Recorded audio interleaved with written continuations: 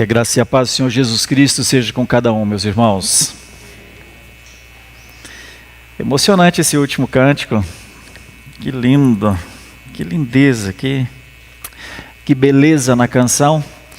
Tenho certeza que muitos, ao cantarem uma canção como essa, falam com Deus, dizem a Deus mesmo que Jesus Cristo é o benefício que a alma aguardava, que a alma esperava. E isso é o culto a Deus, é quando nós cantamos ao nosso Deus, quando nós oramos, conversamos com Ele, quando nós ouvimos a sua voz através da sua palavra, o que está escrito. Então, que manhã gloriosa é esta que o Senhor nos dá para pensamentos muito elevados. Quero convidar os irmãos para que abramos as Escrituras na primeira carta de Pedro. Primeira carta de Pedro, capítulo 3, versículos 18 a 22. Como nosso costume, eu leio o texto, falo com as nossas preciosas crianças, porque elas servem a Deus conosco aqui no culto. Elas servem a Deus fazendo uma ilustração bem bonita.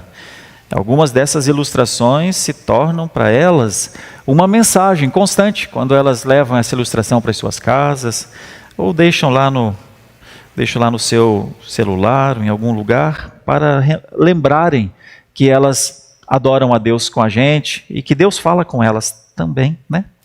Então, vou ler o texto. Está escrito assim do versículo 18 para frente. Já está aqui nas nossas telas também, para os irmãos acompanharem. Do versículo 18 para frente. Pois também Cristo padeceu uma única vez pelos pecados, o justo pelos injustos, para conduzir vocês a Deus. Morto sim na carne, mas vivificado no Espírito, no qual também foi e pregou aos espíritos em prisão, os quais, noutro tempo, foram desobedientes, quando Deus aguardava com paciência nos dias de Noé, enquanto se preparava a arca, na qual poucas pessoas, apenas 8, foram salvas através da água. O batismo que corresponde a isso agora também salva vocês, não sendo a remoção das impurezas do corpo, mas o apelo para uma boa consciência para com Deus, por meio da ressurreição de Jesus Cristo, que, depois de ir para o céu, está à direita de Deus, ficando-lhe subordinados anjos, potestades e poderes. Crianças amadas, preciosas nossas, filhas da aliança, eu gostaria que vocês fizessem a seguinte ilustração. Aliás, se tem alguma criança que quer fazer a ilustração e não tem a prancheta, é só levantar a mão, alguma coisa assim, os nossos irmãos da recepção trazem, ou de repente o pai busca. É uma oportunidade de as crianças servirem. Eu já estou vendo crianças com pranchetas na mão, já prontinhas para fazer o desenho, né? Vamos lá, vamos pensar o seguinte. O pastor gostaria que vocês desenhassem na folha. Normalmente a folha de vocês é uma folha A4, né? Vou pegar essa aqui, uma folha A4. O pastor gostaria que vocês desenhassem um trono em cima da folha, um trono bem bonito, trono bem vistoso, assim, um tronão mesmo, trono de poder. E desenhassem aí embaixo o globo terrestre. Um trono em cima, o globo terrestre embaixo. Podem desenhar como o globo está hoje. Os geólogos dizem que há muito tempo atrás o globo não era como é, né? Afirmam que tinha um nome para isso chamado Pangeia, que era quando tudo estava junto e que depois veio se separar com o tempo. Enquanto nossa área não é a da geologia, então faça desse jeito que você conhece mesmo, que você aprendeu lá na escola, tá? Com os 5 continentes e tudo. Inclusive os mesmos geólogos dizem que haverá um tempo que a Pangeia voltará a ser Pangeia, com outro nome, com o nome de Aurica. Talvez essa seja a primeira vez que você ouça essa palavra, Aurica. Mas no mundo da geologia existem isso. Antes Pangeia, hoje a forma como está, e um dia uma unificação de novo, uma vez que, ao que tudo indica, de acordo com estudos e pressuposições da geologia, da geografia da geologia, parece que o Brasil está se unindo à África 10 centímetros por ano, talvez. Bom, não é a minha área. Geólogos podem contestar à vontade, tá bom? Mas as crianças, quero que elas saibam que um trono está sobre tudo isso.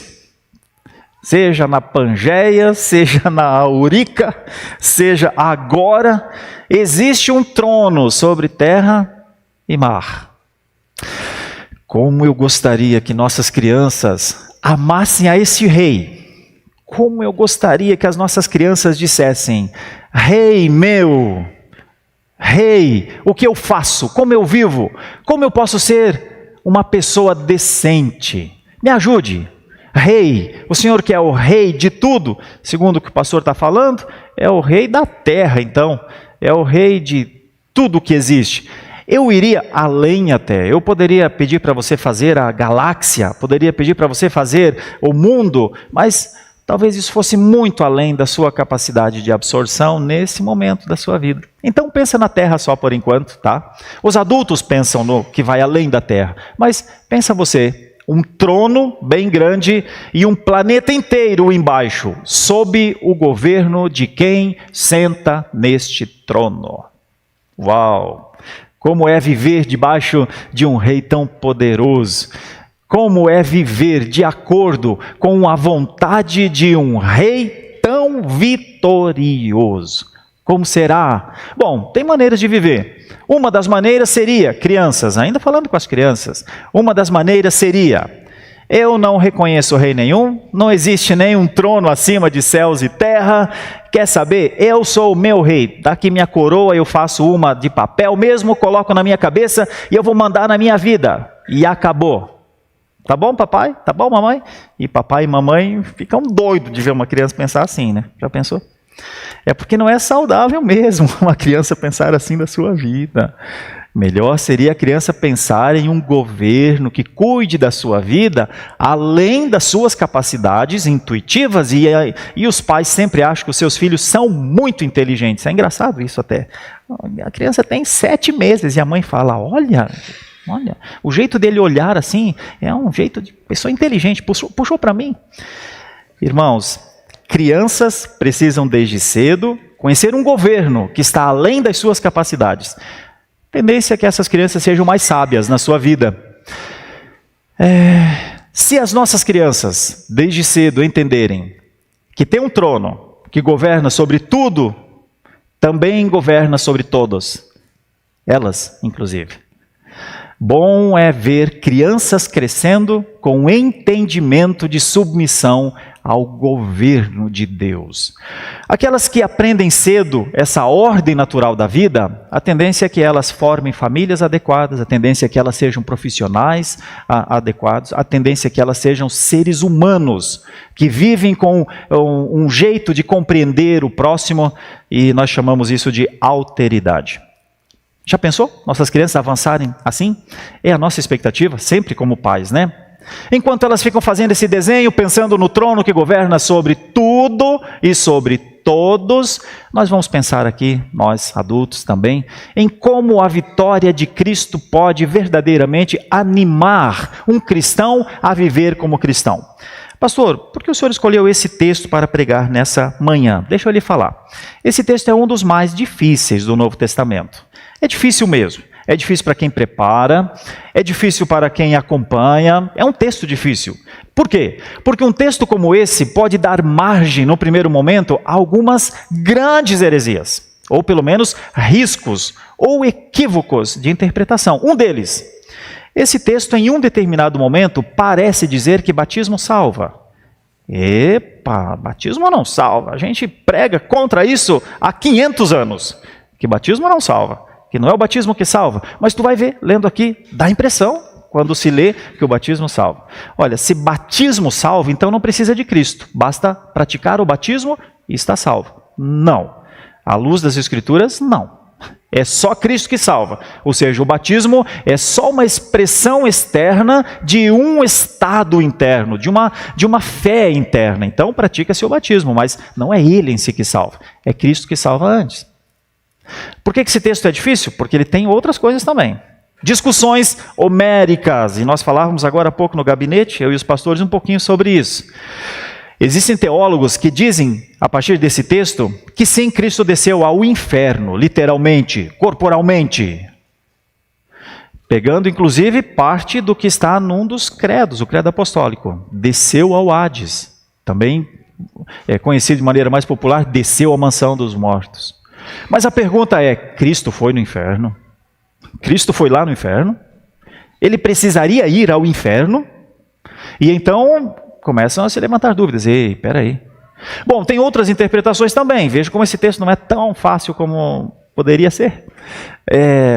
Algumas pessoas pensam que quando se cita Noé aqui, era verdadeiramente o Espírito de Deus, o Espírito de Cristo, ou seja, um conceito da economia da Trindade, lá na voz de Noé, dizendo por 120 anos, arrependam-se. E aí tem quem apoie essa forma de pensar, tem quem apoie a outra forma de pensar, tem quem apoie novas formas de pensar, inclusive. Mas o meu objetivo nessa manhã é apenas ao dizer aos irmãos que esse é um texto com certa complexidade, que ele tem para a teologia prática, para o dia a dia da nossa vida, para aquilo que importa na nossa vida, uma instrução muito boa, muito mesmo, que é o ânimo para o cristão viver pela vitória de Cristo.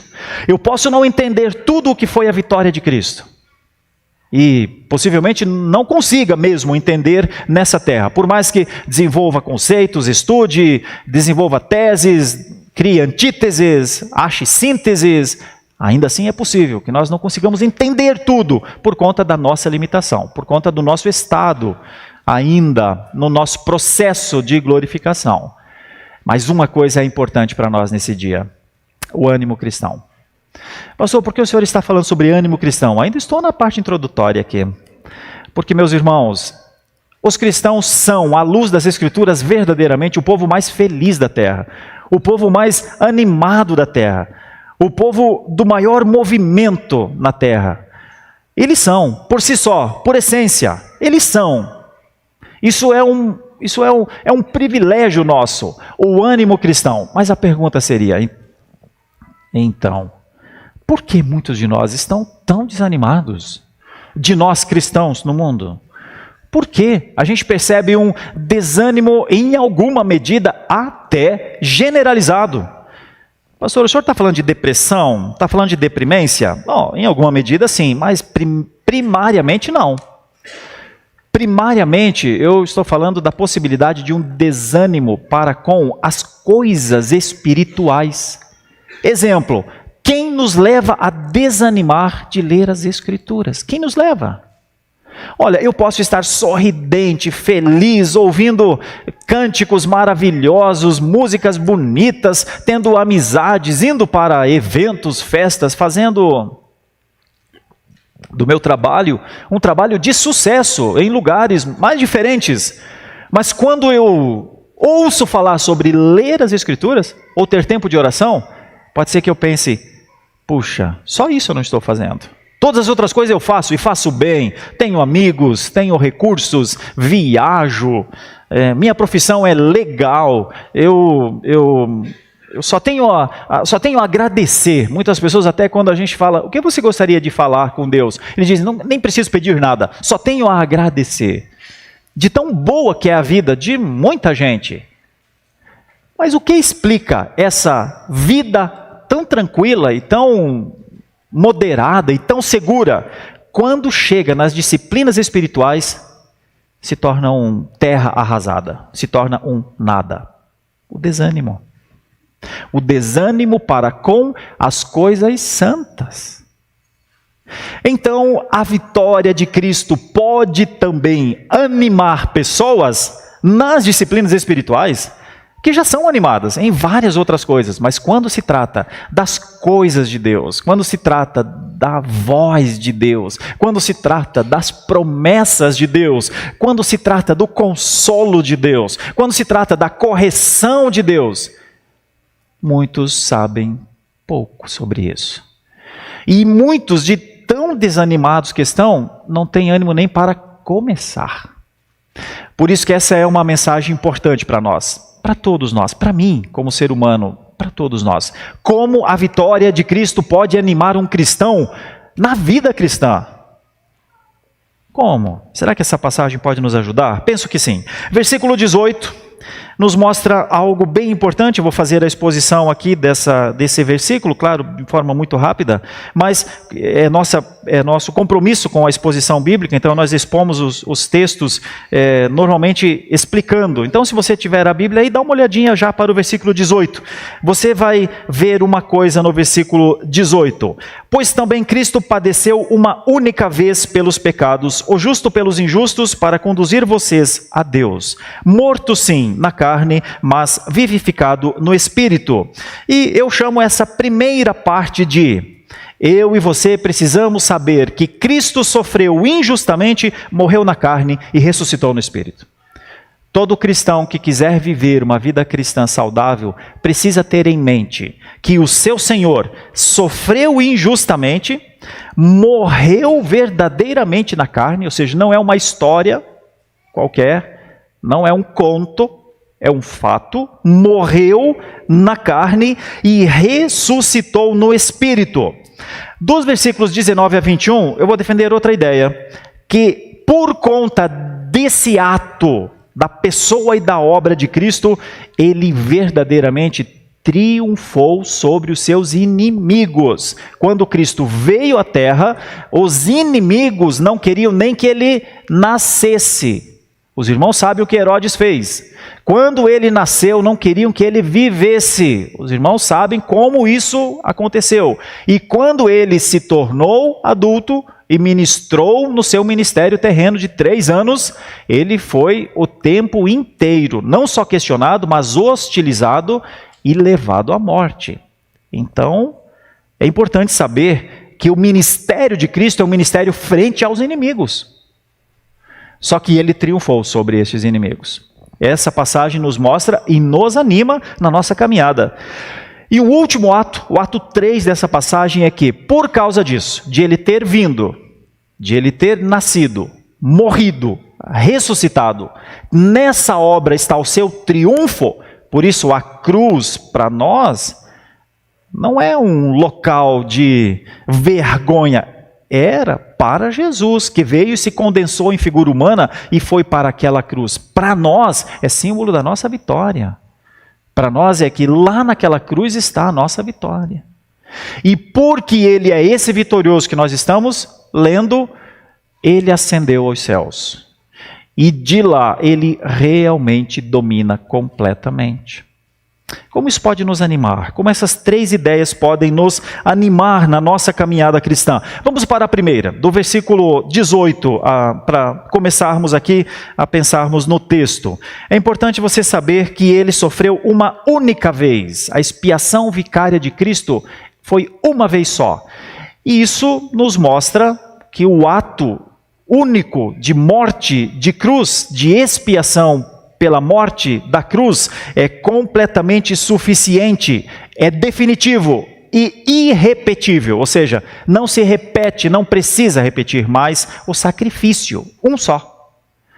Essa é a dimensão do sacrifício de Cristo. Enquanto os sacerdotes do Antigo Testamento precisavam fazer os sacrifícios regularmente, anualmente, Cristo fez uma só. A sua morte é o único sacrifício necessário. Deus não requer mais, nem menos, nem mais, nem menos, só o Filho, uma vez só. Por isso o autor aos Hebreus diz: agora, na consumação dos séculos, uma vez por todas, se manifestou para aniquilar o pecado pelo sacrifício de si mesmo. Então, quando nós pensamos, a vida não é fácil, nós temos dificuldades, o pecado está aí o tempo inteiro. Quando nós olhamos para Cristo, nós vemos quem venceu o pecado de uma só vez. Romanos, quando Paulo escreveu aos Romanos, ele disse: por quê? Quanto a ter morrido de uma vez para sempre, morreu para o pecado, mas quanto a viver, vive para Deus. Ou seja, a morte de Cristo permite que, na sua ressurreição, ele vença a morte. Então, da morte para a vida é uma vitória de Cristo. A vitória sobre a morte é a vitória outorgada de Cristo aos seus filhos.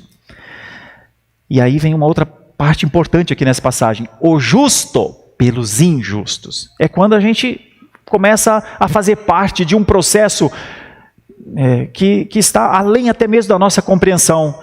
Cristo é o nosso substituto na pena. A pena que era nossa, a pena dos injustos, recaiu sobre o justo. É um trocadilho na língua grega de dikaios para adikos. Dikaios é o justo, muito justo. Adikos são os que não têm nenhuma justiça em si. Essa substituição penal é motivo para nós, porque nós não temos mais uma pena a pagar. Quando nós não temos mais uma pena a pagar, significa que nós estamos livres. Porque antes da pena a pagar, não tem ninguém livre. É por isso que nós pregamos o Evangelho de Cristo ao mundo. É por isso que nós pregamos em todos os lugares. Porque o alvo nosso é que o Evangelho liberte mesmo. Liberte os injustos que não podem satisfazer a justiça de Deus com nenhuma boa obra. Nada agrada a Deus. Só uma coisa agrada a Deus: o Filho. A morte do Filho.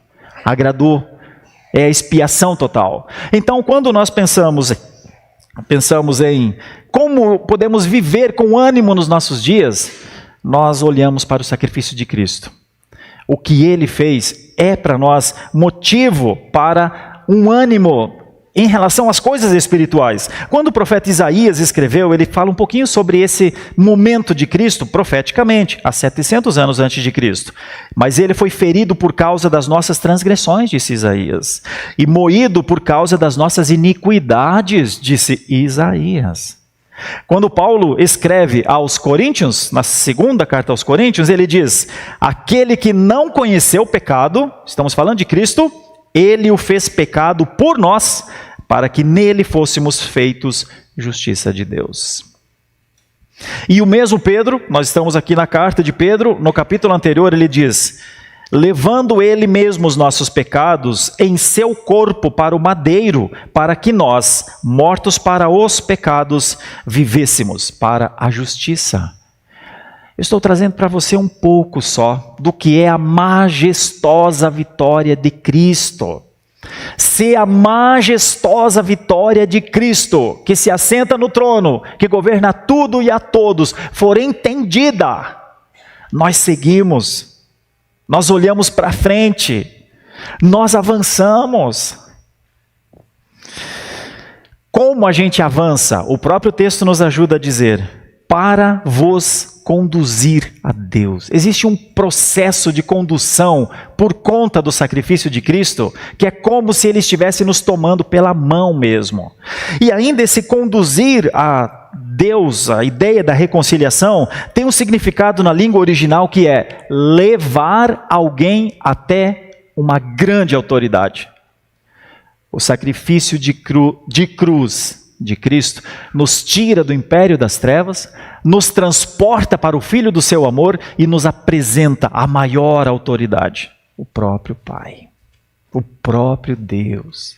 Então, enquanto as nossas crianças desenham um trono, e elas vão pintando, vai ficando cada vez mais bonito esse trono, quando elas desenham a terra, elas vão pensando que este rei governa sobre cada detalhe dessa terra. E no menor dos detalhes, talvez, dessa terra, nesse lugar, nesse cantinho de São Paulo, chamado Lapa, na rua Roma 465, você está, criança. E o governo desse trono chega a você. A passagem é maravilhosa, ela tem tanto, mas tem tanto. Porque ele é morto na carne, mas vivificado no espírito, conforme o texto. Quando Paulo escreveu aos Romanos, Paulo disse: ele foi declarado Filho de Deus com poder, segundo o Espírito de santidade, por causa disso, pela ressurreição dos mortos. Quando Paulo escreveu aos Coríntios, falando sobre a morte de Cristo e a ressurreição, ele disse assim: semeia-se corpo natural, ressuscita-se corpo espiritual. Veja, nós vemos isso na pessoa de Cristo, mas também vemos isso em esperança para nós. Haverá um dia, meus irmãos, em que esse pecado que tanto nos atormenta não terá nem mais a presença, nem mais o poder. Haverá um dia. E tudo isso é por causa da morte de Cristo, por causa da ressurreição de Cristo, por causa do governo de Cristo. Então eu e você somos chamados a vivermos debaixo desse governo providencial maravilhoso e justo. Nós que vivemos em países mundo afora com governos tão injustos, tão egoístas, governos tão limitados no entendimento do que é a qualidade e necessidade de vida humana. Mas mesmo quando olhamos para todas essas situações, nos lembramos, nós vivemos sob um governo justo. John Owen, falando sobre a morte na morte de Cristo, um texto antigo de Owen, ele diz assim: nós precisamos entender que a morte de Cristo satisfez plenamente a justiça de Deus. É ela que garante a nossa redenção e nossa comunhão restaurada com Deus. Louis Berkhof, autor de Teologia Sistemática, diz: a expiação de Cristo, por isso, é vicária e substitutiva, pois ele verdadeiramente morreu, não apenas como um exemplo, mas como um sacrifício em favor do seu povo. Sempre que você olhar para Cristo, lembra-te, um sacrifício foi feito por sua vida. E então isso deve lhe animar, deve nos animar. Nós temos muitas coisas talvez ainda a falar sobre esse texto, mas eu reforço, finalizando essa primeira parte. Irmãos, a nossa salvação está segura em Cristo, viu? Ninguém pode roubar a nossa salvação. A obra de Cristo é tão perfeita que não há poder algum que possa impedir a salvação de ser executada. O Espírito aplicou essa obra.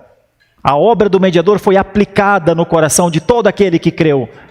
E não pode, ninguém consegue retirar, nem ele mesmo, nem ninguém. Podemos confiar que o sofrimento de Cristo teve um propósito glorioso. E o propósito é o da redenção. Triste seria se eu ou alguém entre nós não estivesse usufruindo deste benefício. Mas ainda para estes, como disse um dia Jonathan Edwards, numa noite em um dos condados lá dos Estados Unidos, você pode ter agora a oportunidade de um destino diferente. Creia em Cristo. Só creia em Cristo. Descreia de si. Creia em Cristo. Segunda parte dessa passagem, importante, dificílima também, vem dos versículos 19 a 21. Os versículos 19 a 21 nos mostram que ele, segundo o texto aqui, foi e pregou aos espíritos em prisão, os quais no outro tempo foram desobedientes quando Deus aguardava com paciência nos dias de Noé, enquanto se preparava a arca, na qual poucas pessoas, apenas 8, foram salvas através da água. O batismo que corresponde a isso, agora, também salva vocês, que eu falei para vocês, dá a impressão que o batismo é salvífico, mas não sendo a remoção das impurezas do corpo, mas o apelo por uma boa consciência para com Deus por meio da ressurreição de Jesus Cristo. Deixa eu começar com um resumo muito simples. Vou tentar transportar você para o momento em que um homem está construindo um barco grande, batendo e arruma o estrado desse barco. E então ele continua e você passa em frente a esse lugar, estou te transportando para um tempo muito distante daqui, e então você vai se acostumando. Você depois de 10 anos, aquele homem ainda está construindo a arca. Deixa eu ver o que é que ele está falando. Deixa eu ver o que o homem da arca diz. O homem da arca diz: arrependam-se dos seus pecados, em 120 anos tudo isso aqui acabará, não haverá mais nada. Olha, arrependam-se e creiam em Deus imediatamente. E agora você já não tem mais só 10 anos de idade, você tem 20, você tem 30, você tem 40, você tem 50, você tem 60, já passou da minha idade e o seu cabelo já vai ficando branco. E o homem da arca, a arca já está lá em cima. Mas a arca aqui, deixa eu olhar se tem mar aqui, mas não é estranho, arca sem mar, marca, ok. E agora você tem 70 anos, 80 anos, e o homem continua dizendo lá: arrependa-se, porque haverá um dia que Deus jogará água sobre todo esse lugar, e quem não estiver dentro dessa arca morrerá, viu? E agora você tem 90 anos de idade, você quase não consegue mais caminhar. A minha pergunta é: aquela palavra deste homem fez sentido para você? Ou você estaria entre os que diriam: tem doido para tudo nessa terra mesmo, né? Fazer arca onde não tem mar? Faça o meu favor. Eu já nem acredito em Pangeia, nem acredito em Aurica, vou acreditar nesse negócio aqui. Quem seríamos nós diante da pregação profética de Noé? Eu digo para você, eu e você seríamos de acordo com o que o Espírito Santo quisesse que nós fôssemos. Se o Espírito abrir o entendimento, você crê. Se o Espírito não abrir o entendimento, você não crê. É por isso que muitos dos teólogos reformados entendem que essa passagem talvez esteja falando acerca do Espírito de Cristo que pregou aquelas pessoas. E que Noé estava em Noé, e que Noé pregou a maioria daquelas pessoas. E a grande maioria não creu e permaneceu aprisionada, e está aprisionada até hoje. E que então, na vitória de Cristo, ele vai a esses espíritos em prisão e manifesta a sua vitória. É como se ele dissesse: vocês não creram em mim, mas eu venci. Vocês não creram na palavra do profeta, mas eu venci. E isso é muito duro, porque se essa for uma tese real, essa é uma expressão mais dura da justiça de Deus. O teu tempo passou. Você já pensou?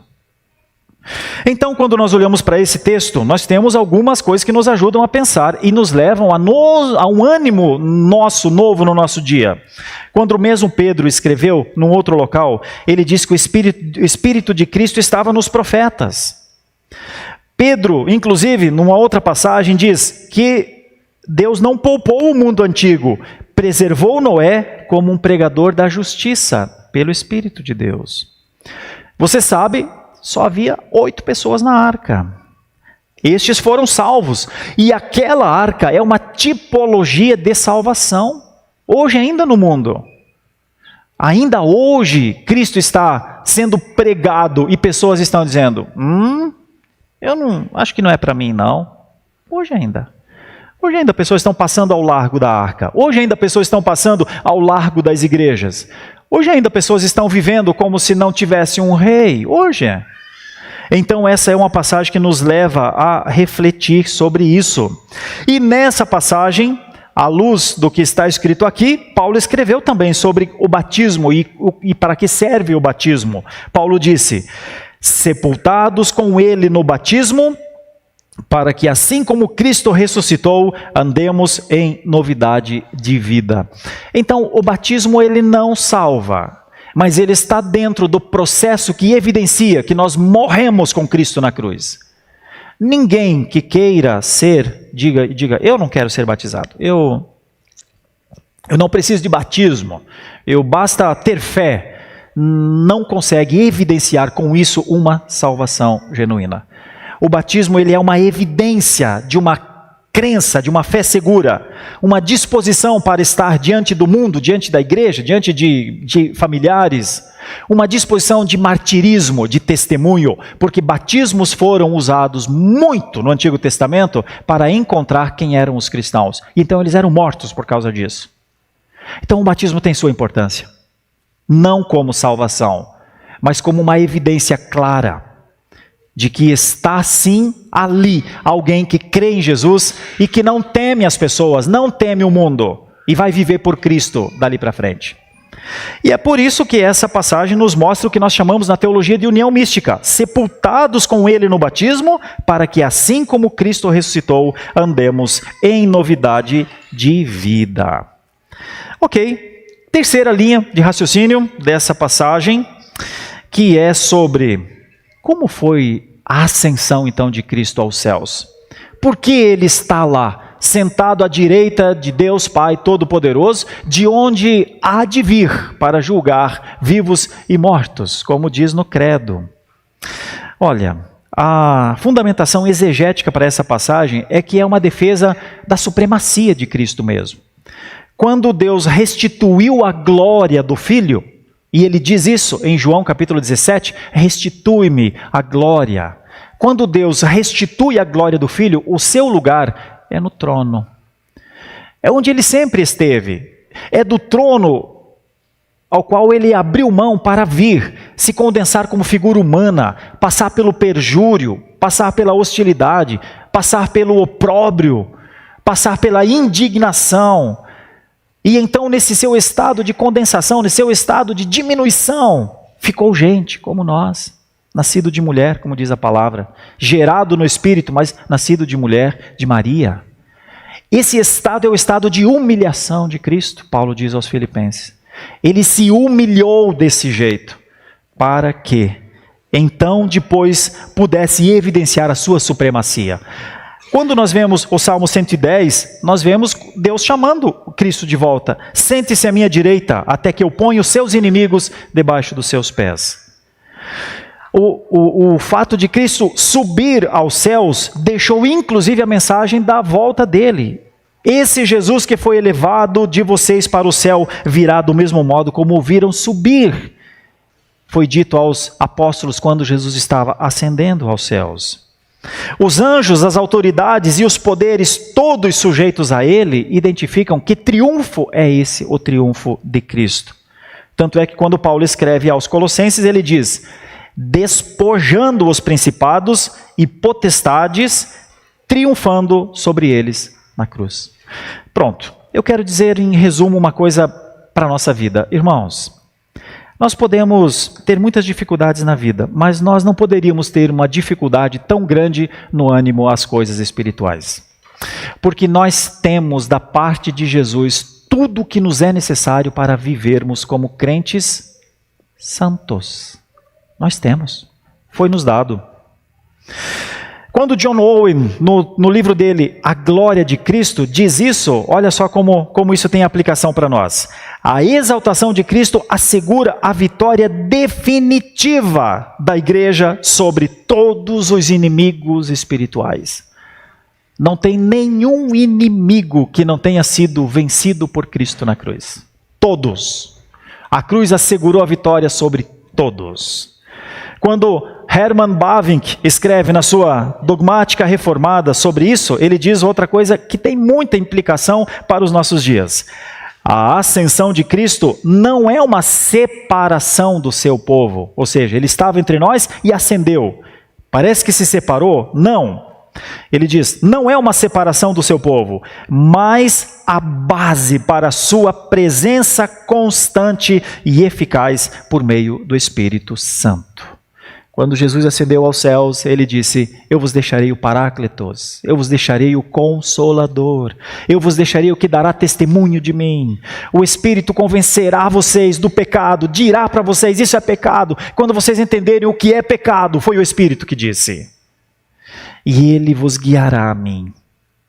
Ou seja, nunca houve uma separação. Nós sempre estaremos com Cristo.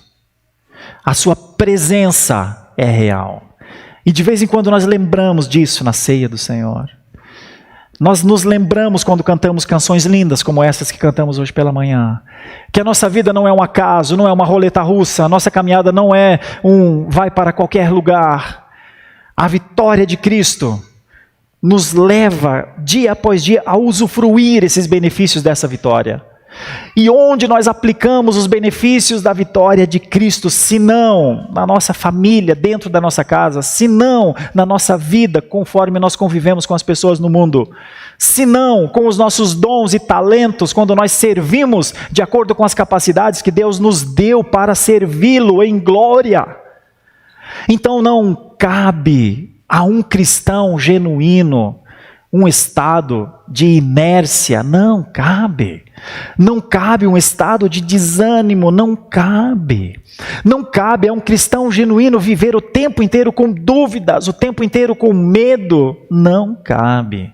Por conta da vitória de Cristo, por conta de Ele outorgar essa vitória, ou seja, a vitória dele é a minha. A vitória dele foi dada, ela é multiplicada, trimultiplicada, mega multiplicada, para que cada um de nós, até mesmo a criança que está fazendo o desenho agora, saiba, ele venceu o mundo, ele é o vencedor, eu também venço. Ah, meus irmãos, Cristo governa todas as coisas, nada escapa ao seu domínio, porque tudo glorifica a Deus. Que possamos, ao ler uma passagem assim, ao pensar na nossa caminhada, fazermos propósitos pessoais. E eu quero aplicar isso em 3 ideias muito simples. Uma delas, Eu não sei por quê. Deus me alcançou, me salvou, me deu vida eterna. Por mim, mérito meu é que não foi. Então eu só posso dizer, Senhor, se o Senhor me salvou, me usa. E eu quero muito pedir que você faça esse compromisso com Deus, ou um pedido a Deus. Não tenha medo de dizer, Senhor, se o Senhor me salvou, me usa para a tua glória. É porque é maravilhoso quando a gente vê Deus usando os seus filhos como testemunhos vivos. É maravilhoso quando a gente vê pessoas crentes se separando do pecado, se separando da iniquidade, fazendo novos compromissos com as coisas de Deus. É maravilhoso ver alguém ter os olhos abertos e então poder andar sem se bater no escuro, sem se machucar com as pedras dos caminhos tortuosos. Quando a gente diz, Senhor, se o Senhor me salvou, usa-me para a sua glória, é muito possível que Ele vai usar. Uma segunda coisa que eu gostaria que você pensasse seriamente. Senhor, se o Senhor me salvou e o Senhor está encontrando em mim desânimos com as áreas espirituais, eu quero me propor algumas coisas práticas, objetivas. Leitura da Bíblia só acontece quando a gente coloca na agenda. Senão ninguém lê a Bíblia. Se não tiver uma hora para ler, não tem leitura. Tem leituras ao acaso, mas leituras ao acaso não caracterizam um homem ou uma mulher bíblica. Então, se o Senhor me salvou e quer falar mais ao meu coração, quero marcar um horário no dia para ler as Escrituras ou para ouvir as Escrituras, ter um tempo de devocional contigo. Quero pedir um terceiro aspecto aplicativo também. Se o Senhor me salvou e o Senhor tem alcançado a minha casa, permita que a gente tenha conversas dentro da nossa casa sobre salvação. Permita que eu possa perguntar para minha esposa, ou ela possa perguntar para mim. Se nós tivermos filhos, a gente possa perguntar para os nossos filhos, eles possam perguntar para nós, o que é a fé? O que é a salvação? Porque um lar cristão é um lar blindado, viu? E um lar que não vive o cristianismo é sempre um lar suscetível a mazelas. 3 ideias, muito simples. Feche seus olhos, nós vamos orar e falar com Deus. Grande eterno Deus, maravilhoso Senhor, permitiu que Jesus Cristo viesse para esta vitória, venceu esta vitória, nos trouxe para dentro de um campo de vitória sobre a morte, por isso hoje vivemos.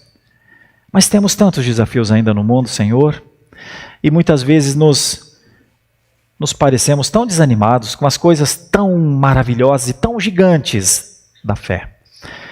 Mas o Senhor é o mesmo que inspirou esta palavra e o Espírito é o mesmo que pode nos convencer e pode nos reanimar. É a nossa oração. Anima-nos, Senhor, para uma fidelidade maior a Ti, acima dos nossos medos. Anima-nos, Senhor, para uma serviçalidade maior a Ti, acima dos nossos compromissos conosco mesmos. Anima-nos, Senhor, a uma alegria descoberta pela vitória de Jesus, porque a alegria do Senhor é, sim, força. Nós oramos em nome de Jesus. Amém. Muito obrigado por nos acompanhar até o final desse vídeo. Para receber mais reflexões e ficar por dentro dos próximos conteúdos, te convidamos a seguir as nossas redes sociais que estão na descrição. Alguns vídeos aparecerão na tela, caso queira continuar nos assistindo. Abraço e até a próxima!